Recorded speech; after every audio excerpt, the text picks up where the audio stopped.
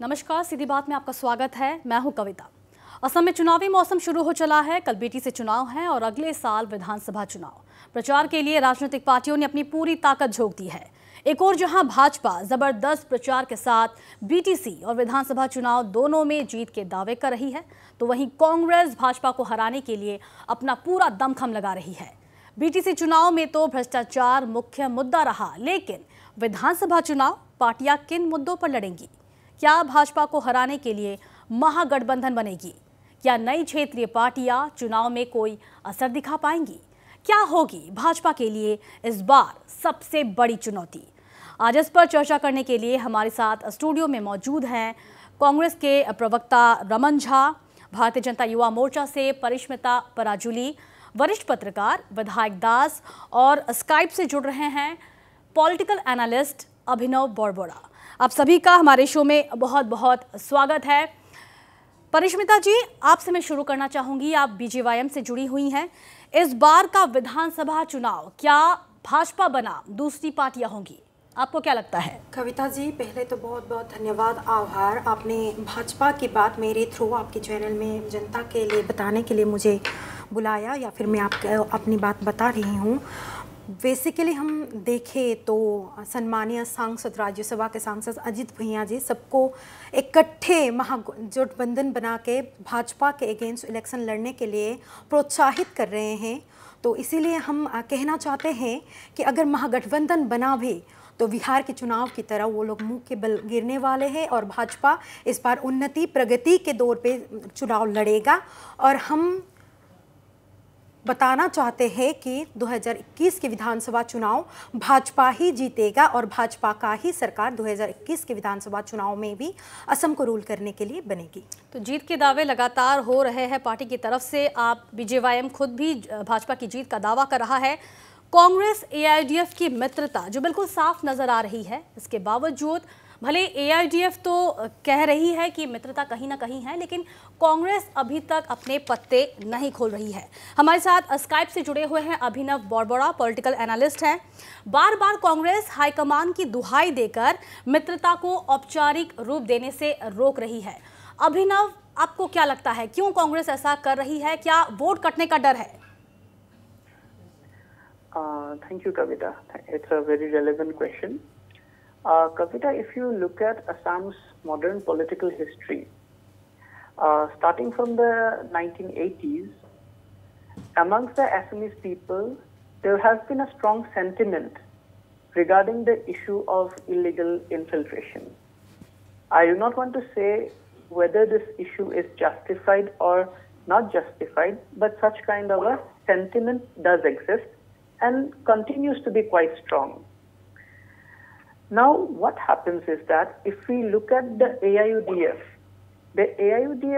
electoral base is rooted on a section of people who, whether or not are illegal or legal citizens, but are often perceived to be not part of the legal society of Assam. It is for this reason that even Torun Gogoi had once said, "Who is Badaruddin?"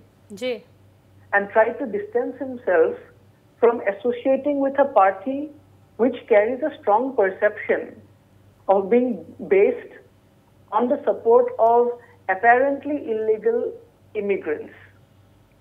Now, like I said, whether it is justified or not justified, I do not want to talk about it right now, but it is a strong sentiment and it does have electoral repercussions. Even in the last Lok Sabha elections in 2019, when there was word that both these parties are getting together, at some level we saw a counter consolidation taking place in favor of the BJP. The Congress does not want to repeat it again.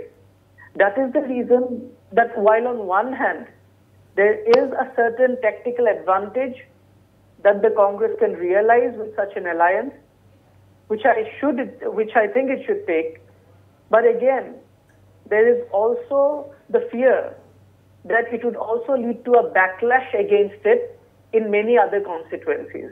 कहीं ना कहीं भाजपा को फायदा होने के डर के चलते कांग्रेस अपने पत्ते नहीं खोल रही है। अभिनव, आपका ये कहना है? Yeah, that is the reason, because in 2019, the alliance between the Congress and the AIDF did not finalize. But of course, there was an informal understanding. As we know, the AIDF declined to put up candidates in many of the constituencies, Koliabor, Nagaon, and automatically in the succeeding phases of the election, there was a backlash against the Congress party for such kind of an alleged understanding with the AIDF. And this is one apprehension that the Congress has, and that it does not want to suffer in 2021, because that would give a clear advantage to the BJP. That is the reason I think they are adopting such a guarded approach. तो कहीं ना कहीं अपनी गलती दोहराना नहीं चाहती है कांग्रेस। विधायक जी, कांग्रेस AIDF के गठबंधन से क्या भाजपा को ही फायदा होगा, जैसा कि पार्टी दावा करती आई है? पहले तो शुक्रिया मुझे इस प्रोग्राम के साथ जोड़ने के लिए। और अभी जो विधानसभा इलेक्शंस होने वाला है, इस पे जो मुद्दे है, बहुत सारा मुद्दे है, और अभी सबका नज़र इस पे टिका हुआ है कि कांग्रेस और AIDF के जो गठबंधन होने वाला है, वो ये गठबंधन होगा कि नहीं होगा। देखिए, एक तो चीज़ ये है कि अभी जो BTC का इलेक्शन चल रहा है ना, इस पे दिखाई क्लियरली दे रहा है कि कांग्रेस और जो AIDF, आजमल और रिपुन बोरा जी एक साथ मिलके वो रैली वो कर रहे हैं, एक साथ अटेंड कर रहे हैं। और आई थिंक इसका संकेत यही देता है कि आगे जाके क्या होने वाला है। अभी जो पहले जो आपके जो ये स्पीकर ने बताया, जो सेंटिमेंट है, ज़रूर एक सेंटिमेंट है। माइनॉरिटी पॉलिटिक्स का जो भाषा हम यहाँ पे करते हैं, वो काफ़ी प्रभाव करता है हमारे पूरा जो पॉलिटिकल लैंडस्केप है इसको, है ना। तो अभी ये बताया जरूर नहीं जा सकता है कि जो कांग्रेस और AIDF का जो गठबंधन होगा वो BJP को फ़ायदा होगा कि नहीं होगा। हाँ, अगर सेंटिमेंट ऐसा हो कि ये फैक्टर ऐसा है कि जो अभी जो CA का इम्पैक्ट है, जो प्रभाव है, CA का इम्पैक्ट ज़रूर मतदाता पे पड़ेगा।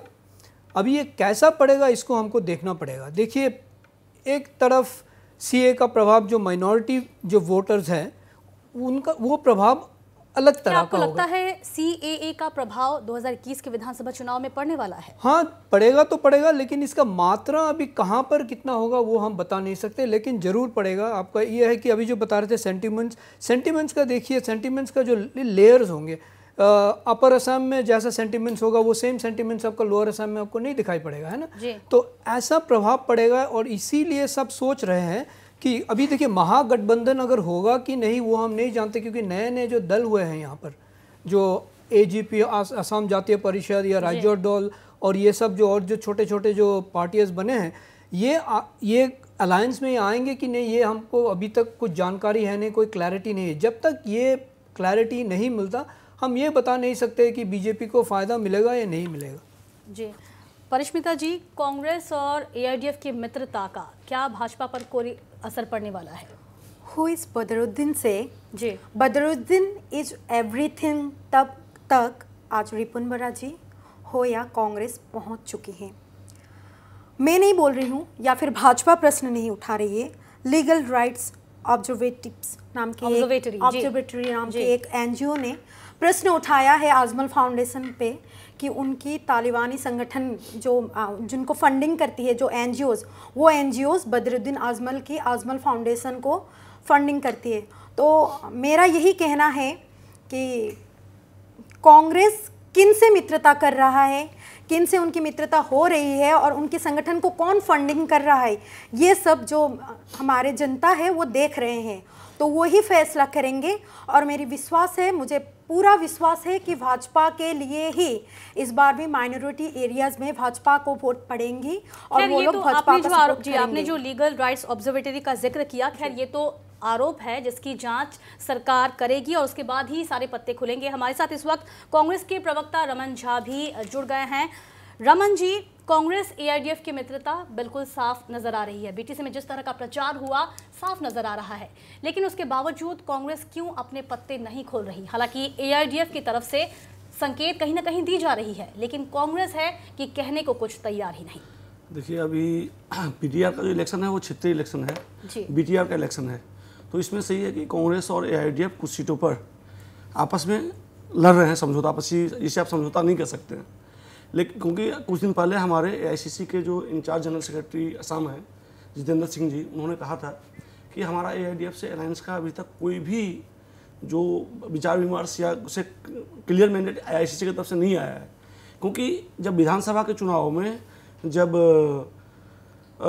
दो दल के बीच जब समझौता होता है या चुनावी गठजोड़ होता है तो उसके लिए एआईसीसी का या हाईकमान का अप्रूवल देना जरूरी होता है, और इस पर एआईसीसी की तरफ से कोई ग्रीन सिग्नल नहीं है। हाँ, हो सकते हैं कुछ नेता जो क्षेत्रीय दल पे चाहे क्षेत्र हैं या जो स्टेट के लोग हैं वो चाहते होंगे माइनॉरिटी एरिया में कि उनका अलायंस हो जाए ताकि उनका सीट आसान हो जाए, लेकिन ऐसा नहीं है। अभी तक एआईडीएफ और कांग्रेस के बीच में अलायंस का कोई बात नहीं है। दूसरी बात मैं बीजेपी से ही कहूँगा कि बीजेपी भले ही यह कहती हो कि मुसलमानों के लिए अछूता है, लेकिन वह राजनीति के लिए कभी भी स्वार्थी, अब जो उनका सिलसिला है स्वार्थीपन का है। आपने देखा होगा कश्मीर में उन्होंने पीडीपी के साथ सरकार बनाया था, असम में भी कई आपके जिला परिषद के जो गठन हुआ है उसमें एआईडीएफ के साथ बीजेपी ने जिला परिषद का गठन किया है। तो यह कहना कि एआईडीएफ अछूता है असम की राजनीति में, हम इसे नहीं मानते।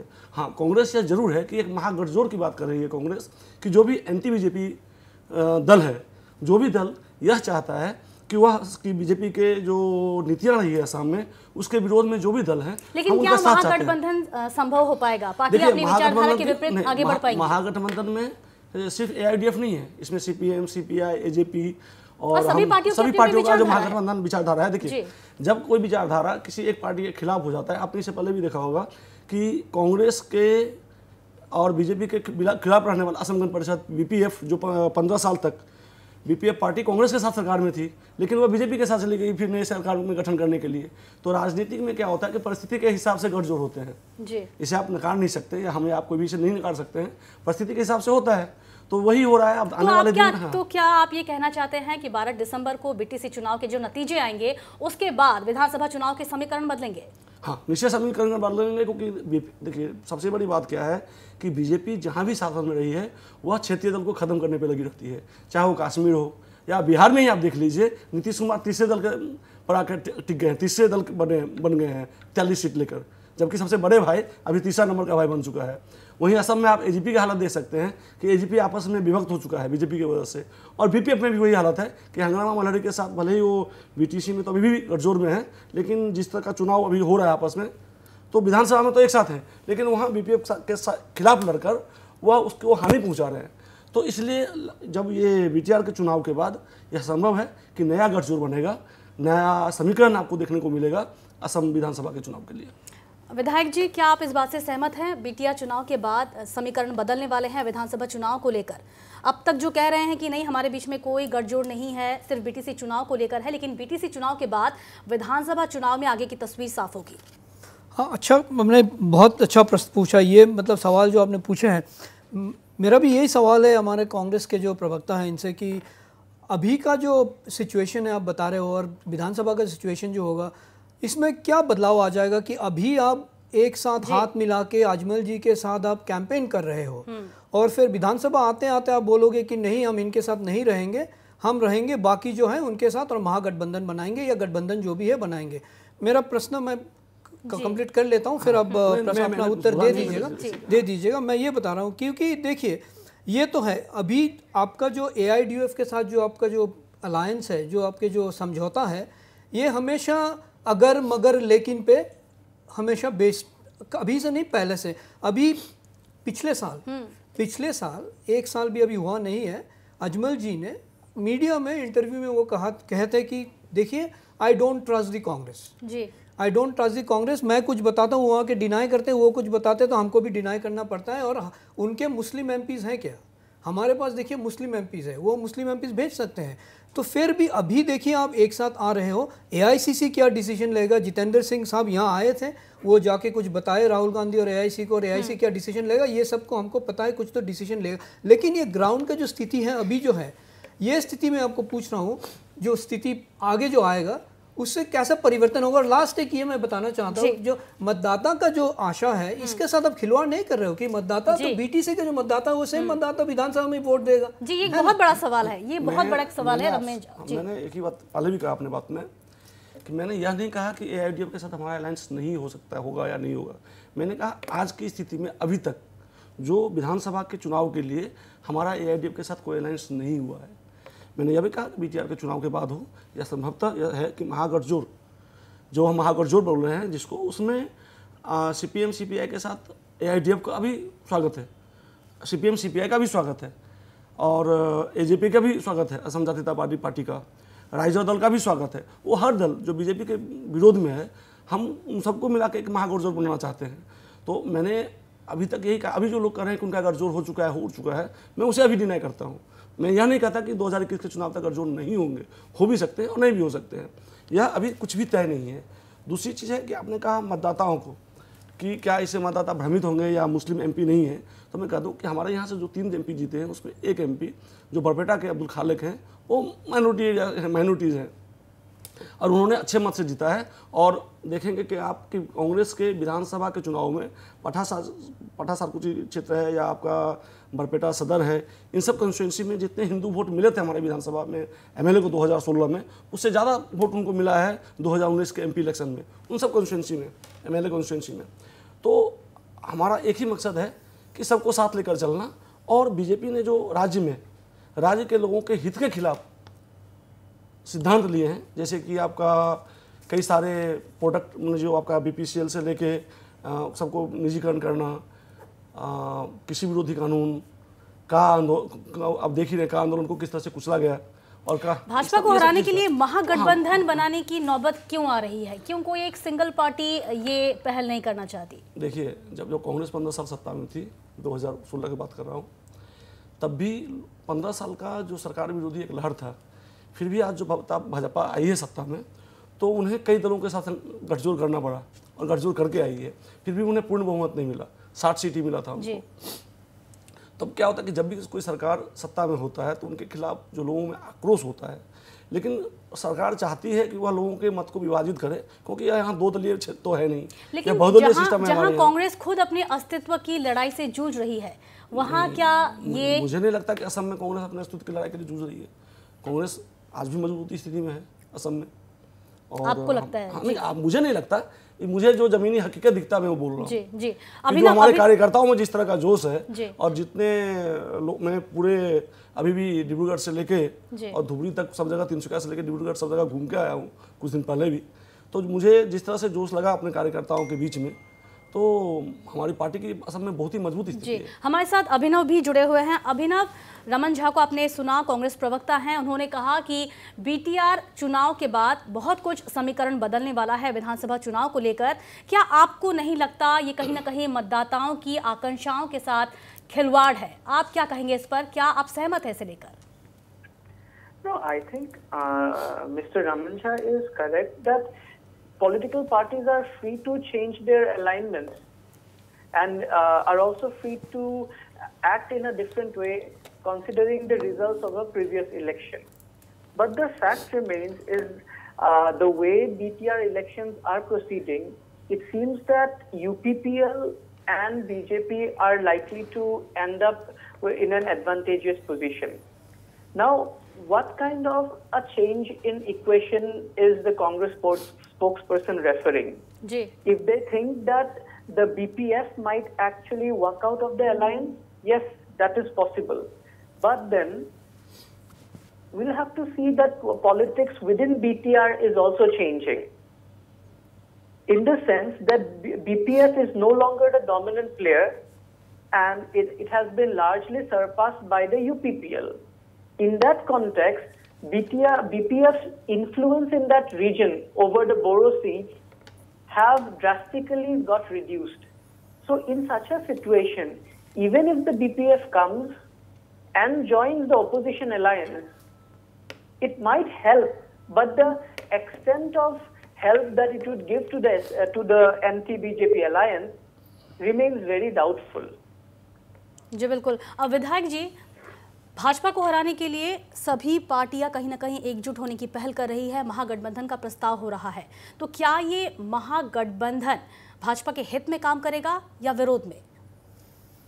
देखिए, ये तो ये सवाल के उत्तर हमको नतीजे जब मिलते हैं इलेक्शन के, तभी पता कितना बहुत सारा प्रेडिक्शन। अब बिहार को ले लीजिए, बिहार आई थिंक जिसको अंग्रेजी में कहते हैं इज द बेस्ट एग्जांपल अभी के जो मतलब बिहार में हमने सोचा था, किसी ने सोचा ही नहीं था, नीतीश कुमार को तो आउट कर ही दिया था। बीजेपी को लगा कि चलिए बीजेपी सिंगल लार्जेस्ट या सेकंड लार्जेस्ट पार्टी बन सकता है, जो ये बना है। लेकिन जो तेजस्वी यादव और जो वहाँ पे जो महागठबंधन बने थे उसका जो ऐसा हाल होगा किसी मतलब जो भी है, सरकार तो बनाए नहीं।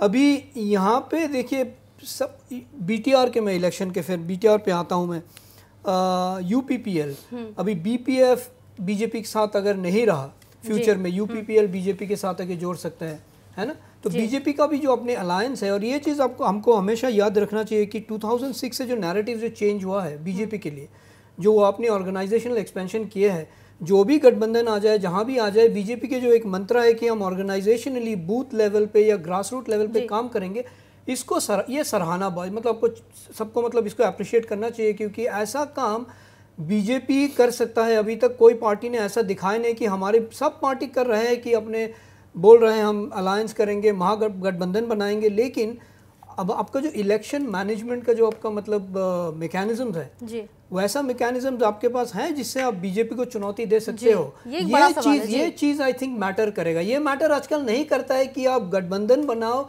इलेक्शन रैली पे आप देखिए, तेजस्वी यादव के रैली में आप देखिए हजार 1 लाख 2 लाख लोग आए थे, लेकिन वो वोट में ट्रांसलेट नहीं हुआ है। इसीलिए उनको भी अपने जो आरजेडी के जो लोग हैं वहाँ पे हमारे यहाँ पे भी हमको, मुझे जो मैं बीटीसी में था वहाँ जाकर मैं वो इलेक्शन का वो सर्वेक्षण कर रहा था थोड़ा सा अभी लास्ट 2 महीने, और मैंने देखा कि जो यूपीपीएल के जो रैलीज है, प्रमोद बोरो के स्पेशली जो रैलीज है, बहुत लोग आते हैं वहाँ पे।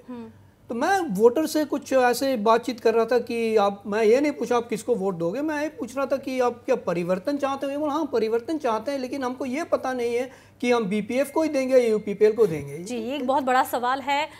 वोटरों की आकांक्षाएं क्या है, वो क्या चाहते हैं, ये जानना भी बहुत जरूरी है। हमारे साथ भाजपा की प्रवक्ता जानकी गोस्वामी भी जुड़ गई है। जानकी, हम महागठबंधन पर बात कर रहे हैं, क्या महागठबंधन संभव हो पाएगा असम विधानसभा चुनाव में, और क्या इससे भाजपा को चुनौती होगी? देखिए, अभी तक जो लग रहा है, आप अगर हमारे विपक्ष के बारे में बात करते हैं तो विपक्ष कुछ ना कुछ अपना इलेक्शन का कौशल वो लोग भी कर रहे हैं, कुछ ना कुछ स्ट्रेटेजी वो लोग प्लान कर रहे हैं। पता नहीं कितना दूर उनका संभव हो पाएगा। अभी जैसे कांग्रेस बात कर रही है एयूडीएफ के साथ गठबंधन के लिए जी, वो लोग, उन लोगों ने जो नए दल बने हैं हमारे यहाँ, एजेपी और एक दल बनी है राइजर दल बोल के, उनके साथ भी वो लोग अपना संपर्क में हैं। अभी वो बातचीत करना और एक गठबंधन पूरा करना, उसमें दोनों में फर्क है।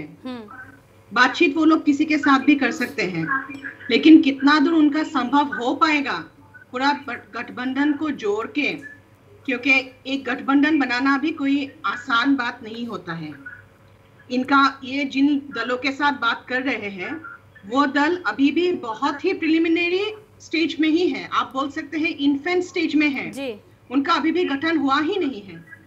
तो लगभग अगर आप देखें तो उनका जो कंस्ट्रक्टिव अभी भी उनका जो डिस्कशन है, कंस्ट्रक्टिव डिस्कशन उनका अभी भी एआईयूडीएफ के साथ ही है। जी बिल्कुल। जानकी जी, मैं थोड़ी देर आपको रोकना चाहूंगी। महागठबंधन होगा या नहीं, ये एक बड़ा सवाल है, और क्या विभिन्न पार्टियां अपनी विचारधारा को छोड़कर आगे बढ़ेंगी महागठबंधन के लिए, ये भी देखने वाली बात होगी। बातचीत के इस दौर को हम आगे जारी रखेंगे, लेकिन फिलहाल लेंगे एक छोटा सा ब्रेक।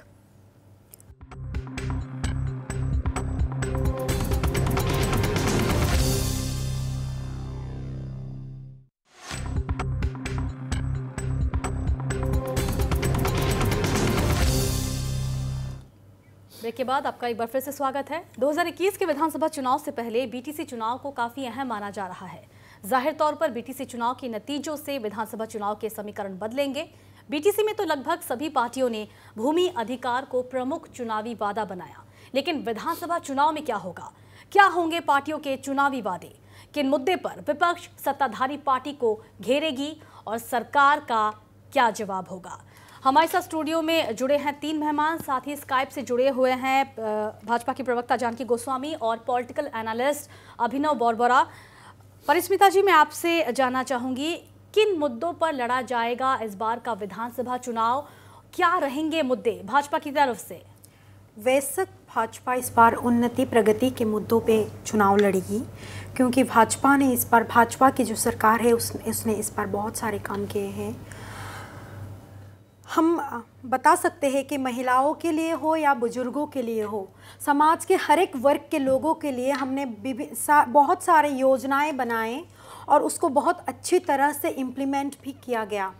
कुछ ही दिन पहले आपको अरुणोदय योजना के बारे में पता ही होगा। विधवा हो या फिर दिव्यांग अगर कोई हो, विधवा महिला अगर बहुत सालों से घर में हो, उनके हस्बैंड भी नहीं है, उनको उनके अकाउंट में थ्रू अकाउंट 830 रुपीज़ हमने डाले हैं। और साथ ही में PMAY घर हमने 1,63,689 हाउस हमने प्रोवाइड किए हैं। कहीं ना कहीं विकास को एक बड़ा मुद्दा बनाया जाएगा। जानकी जी, जाहिर तौर पर भाजपा नेतृत्व सरकार अपनी उपलब्धियां गिनाने वाली है, विकास को आधार बनाकर क्या भाजपा इस बार मैदान में उतरेगी? भाजपा प्रवक्ता के अनुसार आप क्या कहेंगी? जी जरूर, विकास हम लोगों का सबसे बड़ा मुद्दा है, लेकिन और एक हमारे पास शक्ति है, वो है हमारी सांगठनिक शक्ति। हमने अपने करीब 28,000 बूथों में हमारे कार्यकर्ता बड़े जोरों शोरों से, बड़े एक्टिव तरीके से संगठन जोड़ने में, संगठन को और मजबूत बनाने में लगे हुए हैं। तो हमारी सांगठनिक शक्ति, और जैसे आपने अभी कहा कि हमारे जो सबसे बड़ा मुद्दा है वो है विकास का मुद्दा, रमन जी, हमारी शक्ति है इस बार। रमन जी, भाजपा विकास साथ ही सांगठनिक शक्ति को लेकर मैदान में उतरने वाली है। कांग्रेस किस मुद्दे पर सरकार को घेरने की कोशिश करेगी? स्वाभाविक है, हम सरकार के, देखिए वह हर नीति हम भाजपा के मुद्दे पे ही लड़ेंगे कि भाजपा ने जो 2016 में लोगों से वादा किया था कि हम विकास के मुद्दे पर, उन्होंने जो वादा किया था लोगों के साथ, क्षेत्रतावाद के मुद्दे पर उन्होंने जो वादा किया था लोगों के साथ, वह उसके विपरीत काम कर रही है। आप, और ये उनकी नाम में ही है। आप देख सकते हैं कि भारतीय जनता पार्टी का जब नाम आता है तो भारतीय जनता पार्टी असम इकाई, बीजेपी असम कहते हैं, लेकिन हमारा नाम है असम प्रदेश कांग्रेस कमेटी। असम, हम क्षेत्रतावाद, हम भले ही राष्ट्रीय पार्टी हैं, लेकिन हर राज्य में क्या जो क्षेत्रतावाद है, रीजनल इश्यूज़ है, हम उसे भी उठाएंगे। हम विकास के मुद्दे पर भी आप देखेंगे कि हमने टी गार्डन में लास्ट कैबिनेट डिसीजन में, जब गोगोई साहब का लास्ट कैबिनेट डिसीजन था तो उस समय भी ये बोल हुआ था कि बागान के लोगों को हम 350 रुपया रोजगार देंगे। जो चीज़ को लेकर बीजेपी भी कह रही थी कि किसान के जो टी गार्डन के वर्कर्स हैं उनकी समस्या को दूर करेगी, लेकिन ऐसा नहीं हो पाया। वह उनके जो 351 रुपये का जो उनका मांग है उसे पूरा नहीं कर पा रही है। उसके अलावा शिक्षा के क्षेत्र में देख लीजिए, पहली बार जब पहला बजट था असम विधानसभा में, उसी समय कहा गया था कि शिक्षा के क्षेत्र में बागान में 100 PPP मॉडल स्कूल खोला जाएगा, आज तक नहीं खुला है। उसके अलावा आप देखिएगा कि नेशनल हाईवे का हालत देख लीजिए कि जब भी आप असम का दौरा करेंगे तो आपको पता चलेगा कि अभी भी नेशनल हाईवे का क्या हालत है, बहुत ही बुरी हालत है हाईवे का। आपका कहना है भाजपा ने अपने वादों को पूरा नहीं किया? भाजपा ने फिर कहा, सिटीजनशिप अमेंडमेंट बिल के भी हम विरोध करते हैं। इसलिए विरोध करते हैं कि भाजपा जो 2014 या आज तक आने वाले लोगों को असम में बसाना चाहती है, उसे का हम विरोध करते हैं। तो इन सब मुद्दे पे हम लड़ेंगे, हम जनता के पास वही मुद्दे लेके जाएंगे कि भाजपा ने जो विरोध किया है, और साथ ही हमारा जो अपना प्लान है कि हम रोजगार के मुद्दे पर जनता के पास जाएंगे, क्योंकि आज आप देखेंगे कि करीबन 10 लाख से ज़्यादा युवक कोविड के टाइम में दूसरे राज्यों से असम में आए हैं और वे आज भी बेरोजगार हैं। आपने कोविड का जिक्र किया, हम कोविड पर भी बात करेंगे। जानकी जी, आप क्या जवाब देना चाहेंगी रमेन झा के तर्कों का? वो कह रहे हैं कि भाजपा ने अपने वादे पूरे नहीं किए, क्या आप जवाब देना चाहेंगे उसका? उन्होंने टी गार्डन्स के बारे में बात किया है, टी गार्डन्स के लोगों का वेज बढ़ाने के लिए वो बात किए हैं। मैं उनसे पूछना चाहती हूँ कि कांग्रेस लगभग हमारे राज्य में 7 साल, ऑलमोस्ट 10 साल अगर छोड़ दे आप, 60 साल तक उन्होंने हमारे देश में शोषण किया, बोल सकते हैं, शासन नहीं, शोषण किया। उन लोगों ने क्यों नहीं बढ़ाया वेज को? वो क्या रुके हुए थे कि कोई और सरकार आएगी और उनका वेज बढ़ाया जाएगा?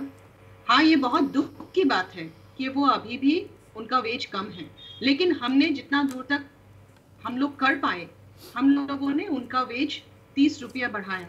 साथ ही साथ उन लोगों को फ्री राशन का भी हम लोगों ने बंदोबस्त करके दिया। अभी हर एक टी गार्डन के वर्कर के घर में, हर एक परिवार में उनको फ्री राशन मिलता है, उसमें फ्री राइस भी आता है।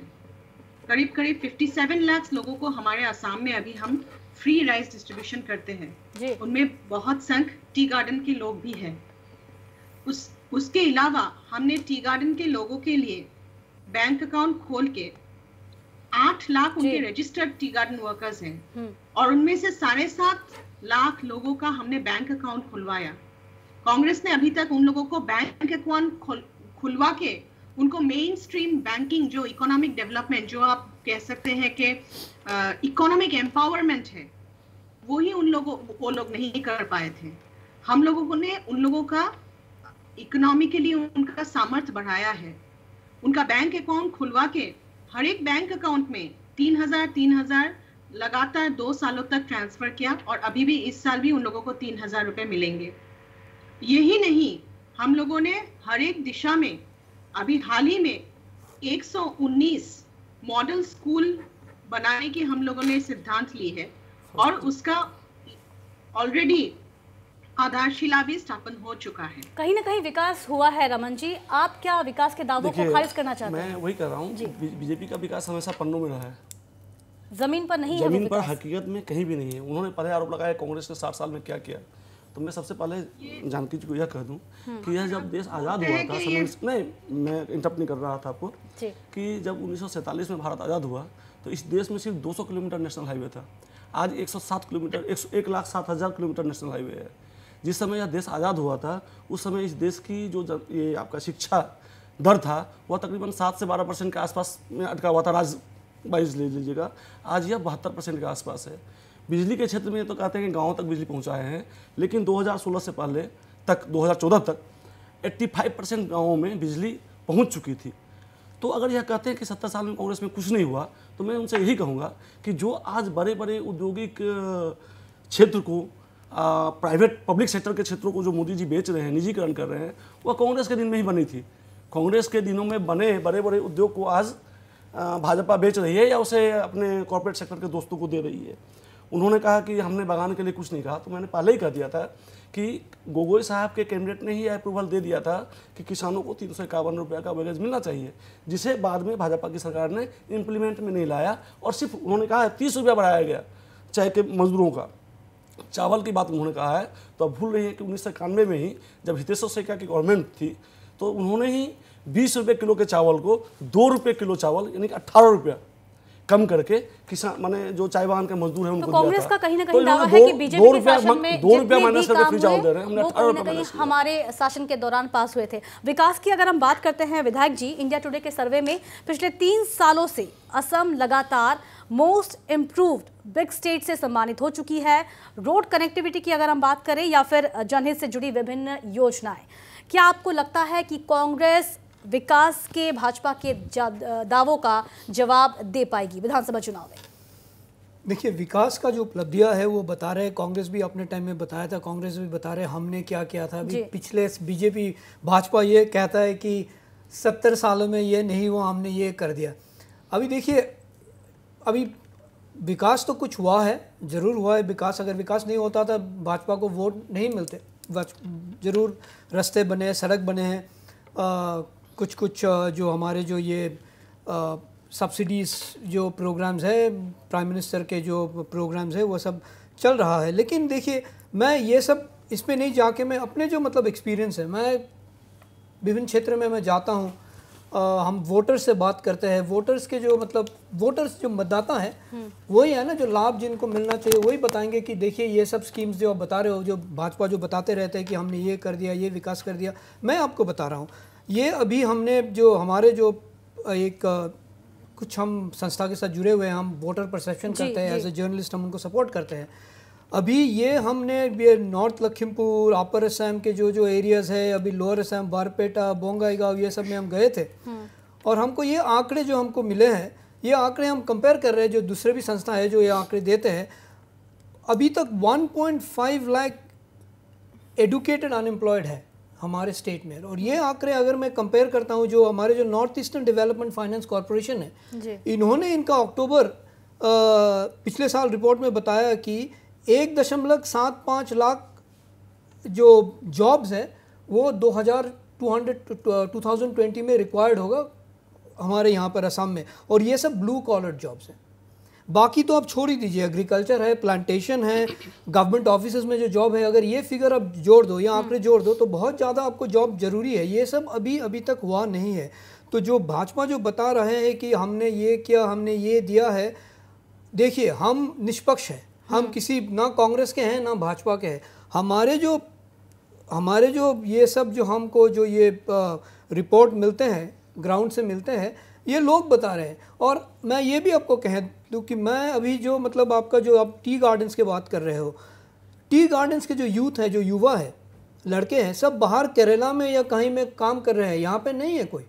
तो हमारे जो स्किल जो स्किल डेवलपमेंट के जो हम बात करते हैं, जो लोकल स्किल्स को हमको बनाना चाहिए, ये स्किल हमारे असम में है नहीं अभी तक। अगर होता तो लोग यहाँ पर ही काम करते। क्यों केरला में जाके कहीं में जाके वो काम क्यों करते? यहाँ पर करते काम, ये नहीं कर रहे, बाहर जा रहे। तो एक्सोडस एक है, बाहर जा रहे हैं लोग, और लोग यहाँ पर अगर नहीं होगा तो डेफिनेटली यहाँ पे जो आपको डेवलपमेंट के जो आप बात करते हो वो डेवलपमेंट में नहीं, पढ़ने में नहीं रहेगा, लेकिन वो जितना आप करते हो डेवलपमेंट के बाद, विकास के बाद, वो ग्राउंड पे वो दिखाई नहीं देगा। जी बिल्कुल। विधायक जी, आपने कहा था कि आप एक संस्था से जुड़े हुए हैं जो मतदाताओं को जागरूक करने का काम करता है।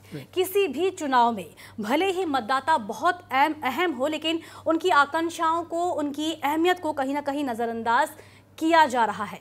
ऐसे में एक मतदाता को स्मार्ट होना कितना ज़रूरी है? बहुत ज़्यादा ज़रूरी है। ये अच्छा एक सवाल पूछा है, और सबको आप ये पता है कि हमारे जो आपने देखा अभी अमेरिका का इलेक्शन को अब ले लीजिए, है ना, ट्रम्प ने भी खुद नहीं सोचा था अभी 2-3 महीने पहले कि मैं हार जाऊंगा, क्योंकि मतदाता बहुत स्मार्ट हो गया, बहुत जागरूक हो गया। ट्रम्प के खुद के जो वोटर्स हैं उन्होंने वोट नहीं दिया। क्यों नहीं दिया? क्योंकि ट्रम्प अरोगेंट हो गया था। वो बता रहे थे कि नहीं कुछ नहीं होगा, कोविड लेके, ये लेके, हेल्थ लेके हम सब ठीक है। हमारे भी जो मतदाता हैं, मैं खुद आपको बता रहा हूँ, हम जाके बातचीत करते हैं उनके साथ, बहुत ज़्यादा जागरूक हैं। BTR में मैं गया था, बहुत ज़्यादा जागरूक है। ये नहीं बोल रहे हैं हमें कि देखिए बीजेपी कुछ भी कह ले, कांग्रेस आके कुछ कह रहे हैं हमें, लेकिन हमको ये सोचना पड़ेगा जब जाके हम अपना वोट देंगे वो पोलिंग स्टेशन में, हम सोचेंगे कि किसको वोट देने से हमको फ़ायदा मिलेगा। और देखिए अगर ये नहीं होता तो आपको ये जानकारी अगर मिलकर आपको खुशी होगी कि हमारे जो 4,000 चिल्ड्रन, असम के जो बच्चे हैं 70 डिस्ट्रिक्ट से, इन्होंने एक अभियान शुरू किया है जिसका नाम है वादा ना तोड़ो अभियान जी। और ये भाजपा को बता रहा है कि वादा ना तोड़ो, क्योंकि ये बता रहे हैं कि एम्प्लॉयमेंट, बेरोजगार का मुद्दे हैं।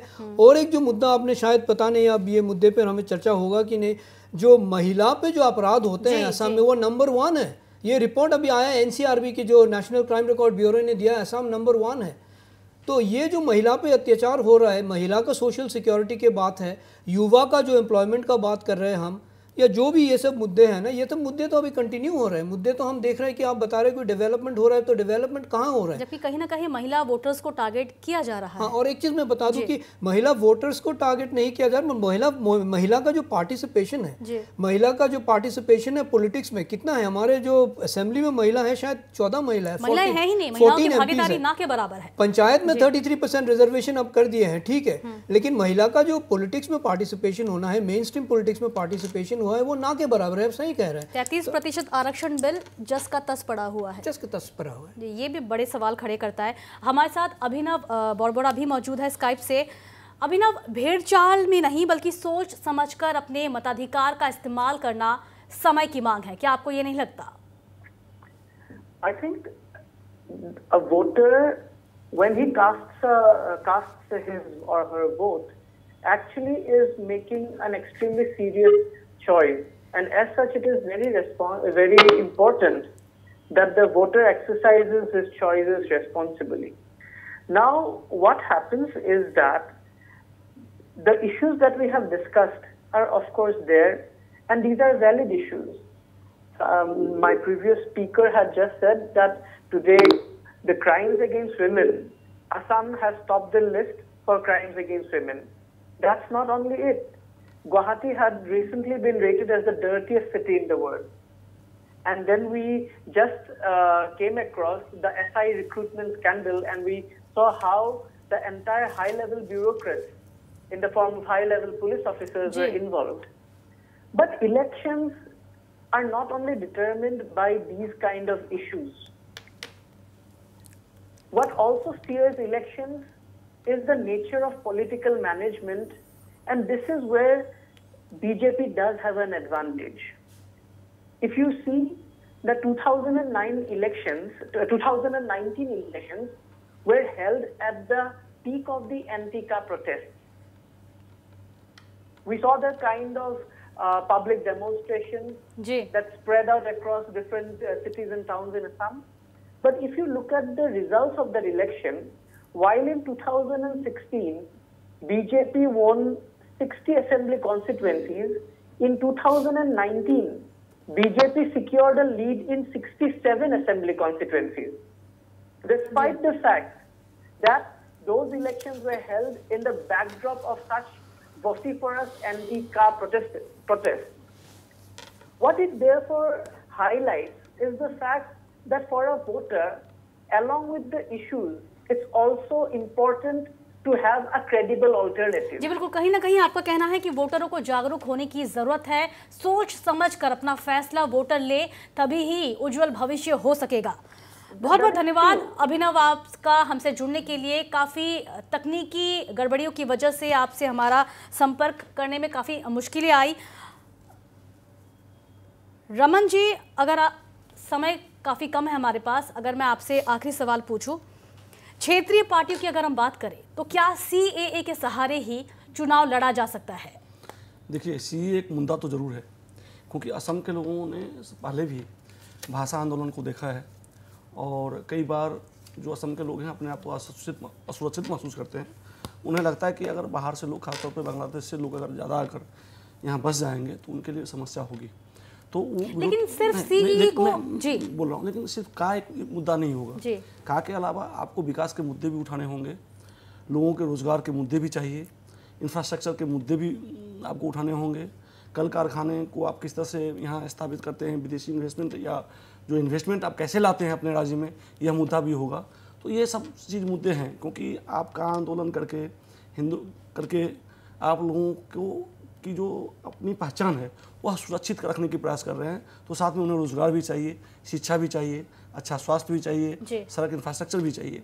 हाँ, ये भी है कि अगर आप कांग्रेस पार्टी तय है कि हम विकास के मुद्दे पे ही चुनाव लड़ेंगे, और भाजपा चाहती है और अभी से उन्होंने ऐसा प्लान करना शुरू कर दिया है कि वह इस मुद्दे को हिंदू मुसलमान, खान पान, कौन टोपी गमछा, इस पर ले जाए, और हम ऐसा नहीं होने देंगे। हमने भी तैयारी की है कि हम भाजपा भले ही मुद्दा भटकाने का प्रयास करें, हम भाजपा को भी, बीजेपी को विकास के मुद्दे पर लाकर ही खड़े करेंगे और उनसे विकास के मुद्दे पे ही हम बात करेंगे कि आप यह बताएं कि पिछले 6 साल में जो आपने असम की जनता से वादा किया था विकास का, वह क्यों नहीं किया। परिष्मिता जी, आपका क्या कहना है? क्या CAA के खिलाफ जिस तरह का आंदोलन हुआ उसे आड़ में लाकर चुनाव लड़ा जा सकता है? बिल्कुल नहीं, क्योंकि मुझे जैसा लगता है ना, ये CAA का आंदोलन एक भावुक परिस्थिति में किया गया आंदोलन है। बार बार स्टूडेंट्स को बताया जा रहा था कि करीबन 2 करोड़ लोग बांग्लादेश से बॉर्डर में खड़े हैं और ट्रक भर के उन लोगों को लाया जा रहा है। मेरा प्रश्न है कांग्रेस के सम्मानीय प्रवक्ता जी से, कहाँ हैं वो लोग? और दूसरी बात, ये बार बार हम भाजपा को क्षेत्रवाद पे छेड़ रहे हैं या फिर क्षेत्रवाद पे घेर रहे हैं। मैं आपको बता देना चाहती हूँ कि चुनाव के पहले ही ये तय हुआ था कि नीतीश कुमार जी ही चीफ मिनिस्टर बनेंगे, और असम गण परिषद का उत्थान भी भाजपा का ही थ्रो से हुआ है, और आज असम गण परिषद जितना उत्थापित है वो भाजपा से ही है। जी, हमारे पास समय की कमी है। और एक बात बोलना चाहती हूँ कि आप कांग्रेस AIUDF से गठबंधन करना चाहती है, जो AIUDF एक्ट के विरोध में खड़ा हुआ है। समय भाजपा बार-बार कहती थी कि 40 लाख बांग्लादेशियों को हमने शिनाख्त किया है, जो अमित शाह असम में ही नहीं बल्कि राजस्थान, मध्य प्रदेश, पूरे भारतवर्ष में प्रचार कर रहे थे कि असम में 40 लाख बांग्लादेशियों को हमने पकड़ा है, तो उसमें से कितने बांग्लादेशियों को उन्होंने रिपोर्ट किया है वह मुझे भाजपा के प्रवक्ता बता दें। आप बताइए असल में बांग्लादेशी है या आपने कहा 40 लाख रिपोर्ट हम आपको बता दें, मुद्दे तो बहुत सारे हैं जिन पर इस बार विधानसभा चुनाव लड़ा जाएगा, लेकिन सबसे बड़ी बात यह होगी कि भाजपा को सत्ता से बाहर करने के लिए महागठबंधन होगा या नहीं। और देखने वाली बात यह भी होगी कि अगर महागठबंधन होता है तो क्या यह भाजपा के खिलाफ काम करेगी या हक में जाएगी। बहरहाल फिलहाल सबकी नजर टिकी हुई है बीटीसी चुनाव में, जिसके नतीजे 12 दिसंबर को आएंगे। देखना यह है कि जितने दावे पार्टियां जीत के कर रही है, जनता जनार्दन उस पर मुहर लगाती है या नहीं। इसी के साथ आज की सीधी बात में इतना ही। एक नए विषय को लेकर हम अगले हफ्ते एक बार फिर आपके सामने होंगे। तब तक देश और दुनिया की तमाम खबरों के लिए देखते रहिए नॉर्थ ईस्ट लाइव, और हमारे शो में जुड़ने के लिए हमारे तमाम मेहमानों का बहुत बहुत धन्यवाद।